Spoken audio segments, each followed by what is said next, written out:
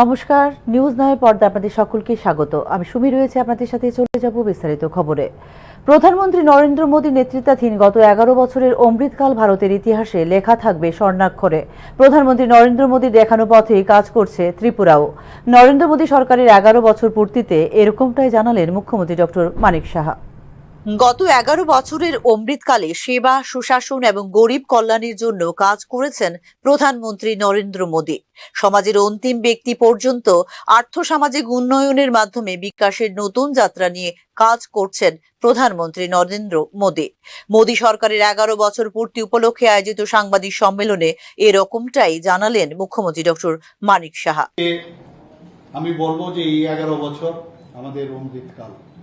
উনি বারবার বলছেন যে আমাদের এই যে ভারতের যে অবস্থান, সেই অমৃতকাল সেটা সেবা, সুশাসন এবং গরিব কল্যাণের জন্য উনি কাজ করবেন। যেরকম বলা তেমনি কাজ।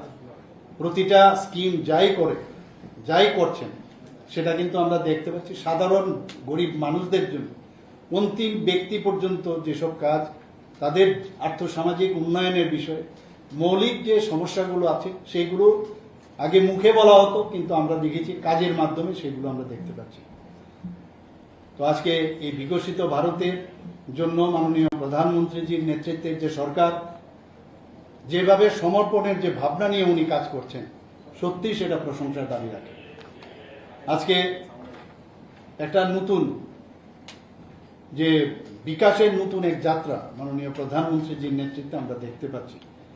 এটা নতুন একটা রোড উনি আমাদের সামনে রেখেছেন। ভারতের ইতিহাসে স্বর্ণাক্ষরে লেখা থাকবে অমৃতকাল, যা তৈরি করেছে আগামী প্রজন্মের জন্য শক্তিশালী ভিত্তি। সীমা সুরক্ষা, টেকনোলজি, অর্থনীতি, কৃষি অর্থাৎ সার্বিক ক্ষেত্রে যে নতুন দিশা দেখিয়েছেন প্রধানমন্ত্রী নরেন্দ্র মোদী, সেই দিশাতেই কাজ করছে ত্রিপুরা সরকারও বলে উল্লেখ করেন মুখ্যমন্ত্রী ডক্টর মানিক সাহা। সময় কম কিন্তু কাজ বেশি। সময়ের আগে আমাদের দৌড়তে হবে এবং আমরাও আমাদের রাজ্যে বা আমাদের অন্যান্য যেসব রাজ্যগুলো আছে, ভারতীয় জনতা পার্টি বা এনডিএ সরকারের যে রাজ্যগুলো আছে, মাননীয় প্রধানমন্ত্রীজির মার্গদর্শনকে সামনে রেখে আমরাও কিন্তু কাজ করে যাচ্ছি। আপনারা নিজেরাও দেখছেন যে সকাল থেকে রাত্রি পর্যন্ত আমাদের কাজ করতে হয়। আমাদের যেমন পার্টির যারা আছেন, পার্টিতে যারা যুক্ত আছেন, এখানে মাননীয় সভাপতি আছেন, উনিও যেভাবে কাজ করছেন ওনার টিমকে নিয়ে। আমাকে দায়িত্ব দেওয়া হয়েছে মুখ্যমন্ত্রী, আমিও আমার টিমকে নিয়ে আমি চেষ্টা করছি কিভাবে কাজ করা যায়। এখানে রাস্তাঘাট, এখানে আইন শৃঙ্খলাই বলুন, সব দিকে মানুষের নিরাপত্তাই বলুন, সব দিকে আমরা কিন্তু সেইভাবে কাজ করছি।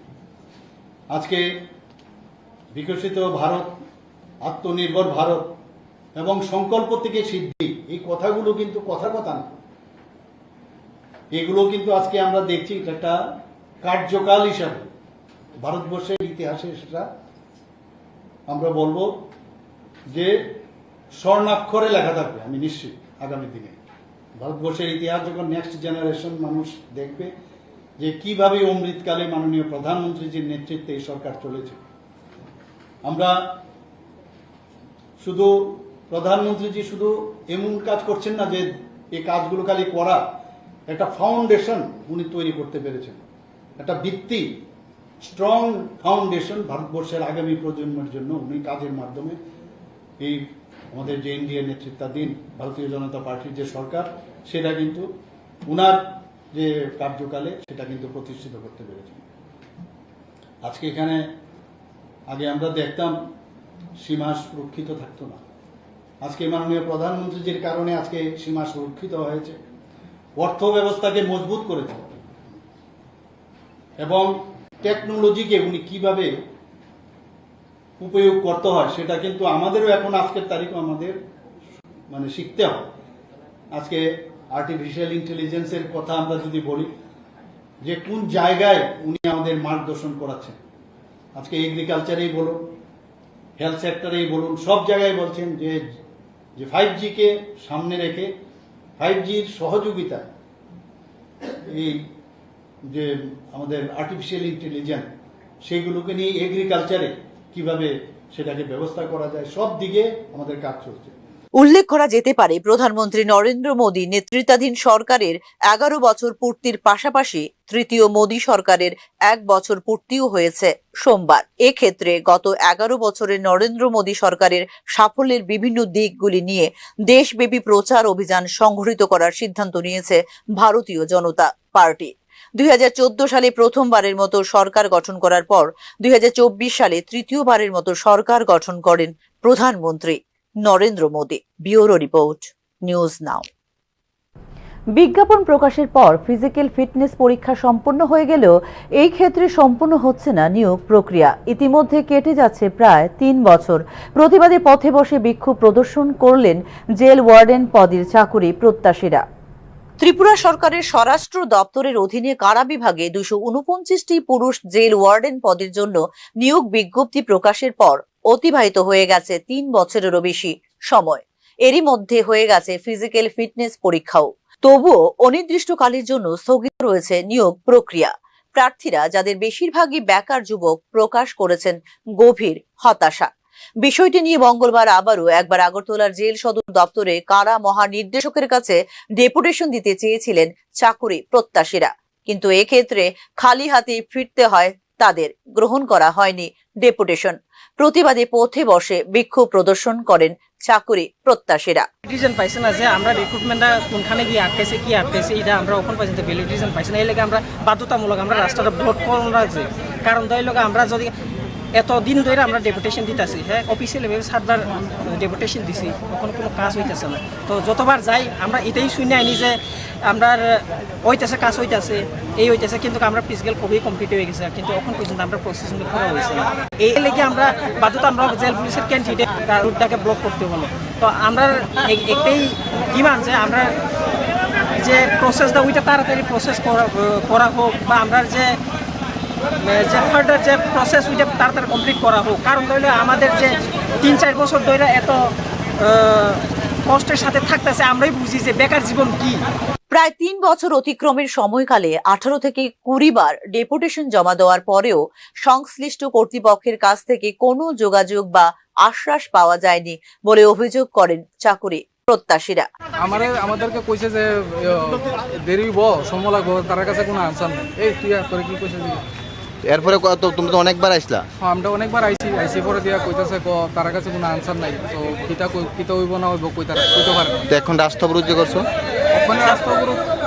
জেল ওয়ার্ডেন পদে 3রা ডিসেম্বর 2022 তারিখে জারি করা মূল নিয়োগ বিজ্ঞাপন হাজার হাজার চাকরি প্রার্থীর মধ্যে জাগিয়ে তুলেছিল প্রত্যাশা। 4 ডিসেম্বর থেকে 10 ডিসেম্বর 2022 পর্যন্ত অব্যাহত ছিল আবেদন প্রক্রিয়া। এর পরে 27 থেকে 30 ডিসেম্বর 2022 মধ্যে অনুষ্ঠিত হয় শারীরিক এবং ফিল্ড পরীক্ষা।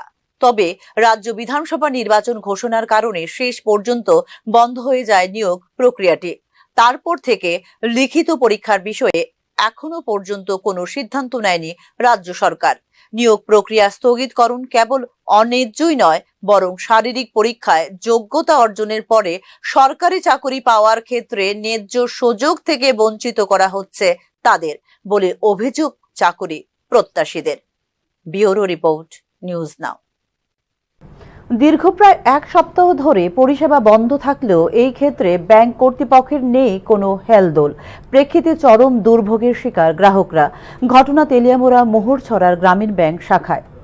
গত প্রায় 1 সপ্তাহ ধরে ত্রিপুরা গ্রামীণ ব্যাংকের মোহরছড়া শাখার এক প্রকার বন্ধ হয়ে রয়েছে পরিষেবা স্তব্ধ থাকার পরও কোনো হেলদোল নেই ব্যাংক কর্তৃপক্ষের। ফলে ক্রমাগত হয়রানির শিকার হচ্ছেন ব্যাংকে আসা গ্রাহকরা। ত্রিপুরা গ্রামীণ ব্যাংকের তেলিয়ামুড়া মহকুমার মোহরছড়া শাখায় দীর্ঘ প্রায় 1 সপ্তাহ পূর্বে বৈদ্যুতিক শর্ট সার্কিটের কারণে বৈদ্যুতিক সংযোগ বিচ্ছিন্ন হয়ে পড়ে গোটা ব্যাংক চত্বর। ফলে ব্যাংকের বিভিন্ন পরিষেবা স্তব্ধ হয়ে পড়ে। কিন্তু প্রায় 1 সপ্তাহ ধরে ব্যাংকের মতো একটি জরুরি পরিষেবা স্তব্ধ থাকার পরও ব্যাংক কর্তৃপক্ষের নেই কোনো হেলদোল। ফলে ক্রমাগত হয়রানির শিকার হচ্ছেন ব্যাংকে আসা গ্রাহকরা। বিরাট সমস্যা হইতেছে। ব্যাংকে আমরা যে টাকা পয়সা তুলন লাগে, লেনদেন করার লাগে, আমরা ওখানে পাইতেছি না। প্রায় মোটামুটি 1 সপ্তাহ ধরে এটা বদ্ধ আছে। কিছুদিন আগে শুনলাম যে বদ্ধর কারণ হলো আপনার ব্যাংকের মধ্যে ইলেকট্রিক থেকে আগুন লাগছে, এই কারণে ব্যাংকটা কিছুদিন ধরে বদ্ধ আছে। আমরা বিরাট একটা অসুবিধা। বা বয়স্ক লোকরা যে ভাতার লেখা যাইতেছে, হ্যাঁ, তারা ভাতা পাইতেছে না, ঘুরা ঘুরা আইতেছে।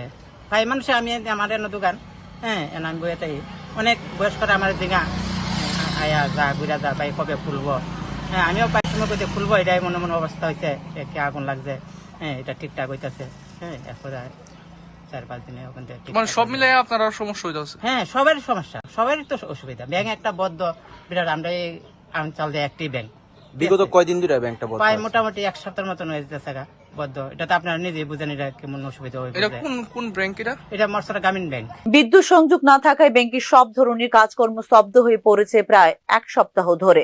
ফলে বিভিন্ন প্রান্ত থেকে আগত গ্রাহকরা, বিশেষ করে প্রবীণ নাগরিকরা তাদের ভাতা সংগ্রহের জন্য ব্যাংকে এসে ফিরে যেতে হচ্ছে খালি হাতে। আমরা এরিয়াটা তো এমনিতে একটা গরিব এলাকা, এখানে যে বয়স্ক লোক আইতেছে ভাতা তুলবার লেগে, এরপর সাধারণ মানুষ গরিব মানুষ আইতেছে ব্যাংকের মধ্যে টাকা তুলবার লেগে, বাজার টাজার করবার লেগে, হাট বাজার করবার লেগে টাকা তুলে যাইতেছে, কিন্তু কোনো টাকা তুলতে পারতেছে না। সাংঘাতিকভাবে একটা হয়রানি শিকার হইতেছে।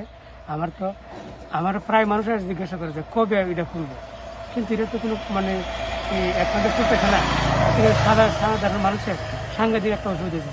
কোন ব্যাংক এটা? এটা মশলা এদিকে দীর্ঘ প্রায় 1 সপ্তাহ ধরে ব্যাংকের পরিষেবা না থাকার বিষয়টি স্বীকার করে নিয়েছেন ব্যাংক ম্যানেজার মিনা রানী মজুমদার। সমস্যার সমাধানের চেষ্টা চলছে বলে দাবি করেন তিনি। চেষ্টা করছি, আর সঙ্গে যত বেশি করে লোক লাগিয়ে যত তাড়াতাড়ি করানো যায়, কারণ একটা ব্যাংক যদি বন্ধ থাকে, আমাদের এখানে একটাই ব্যাংক, তো এলাকাবাসী স্বাভাবিকভাবেই অসুবিধা হওয়ার কথা। তো আমরা চেষ্টা করছি যত তাড়াতাড়ি সম্ভব ব্যাপারটাকে আপডেট করার। 2024-25 অর্থ বছরে মোট 14,085.14 কোটি টাকার ব্যবসায়িক লেনদেন করেছে ত্রিপুরা গ্রামীণ ব্যাংক, যা আগের বছরের তুলনায় 13.6% বেশি। শুধু তাই নয়, 2024-25 অর্থ বছরে মোট 104.91 কোটি টাকার আর্থিক মুনাফা আদায় করেছে ত্রিপুরা গ্রামীণ ব্যাংক। কিন্তু তারপরেও পরিষেবা দেবার ক্ষেত্রে এই ধরনের অবস্থা প্রশ্ন তুলছে ত্রিপুরা গ্রামীণ ব্যাংকের সার্বিক ব্যবস্থাপনার উপর। ব্যুরো রিপোর্ট, নিউজ নাও। এখনকার মতো সংবাদ এই পর্যন্তই। পরবর্তী সংবাদ দেখতে চোখ রাখুন নিউজ নাও এর পর্দায়। নমস্কার।